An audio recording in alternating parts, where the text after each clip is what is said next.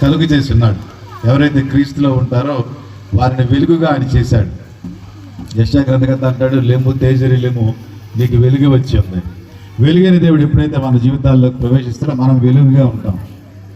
కనుక ఈ కొవ్వొత్తి ఏ విధంగా ఇతరులకు వెలుగిచ్చేది గాను, మార్గం చూపించేది గాను, దిశ చూపించేది ఉందో, క్రీస్తు కలిగిన మనం కూడా అనేకులకు వెలిగించే వారంగా, అనేకులకు దిశను మార్గాన్ని చూపించే వారంగా ఉండేటటువంటి సాదృశ్యంగా మనం ఈ క్యాండిలేట్ చేస్తా ఉన్నాం. కనుక అటువంటి వెలుగైనటువంటి జీవితం, వెలుగుకరమైన జీవితం, ఇతరులకు మేలైన జీవితం మనం జీవించే వారిగా ఉండటానికి పరిశుద్ధాత్మ దేవుడు సహాయం చేయను గాక. మరి కేక్ కటింగ్ వెళదాం. We wish you happy Christmas.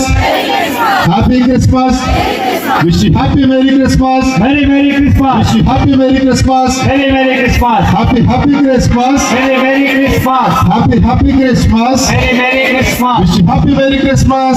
Merry Christmas. క్రీస్తు నాయుడు పుట్టెను. Hallelujah. క్రీస్తు నాయుడు పుట్టెను. Hallelujah. Wish you happy Merry Christmas. Merry Christmas. Wish you happy Merry Christmas. Merry Christmas. ఈ కటింగ్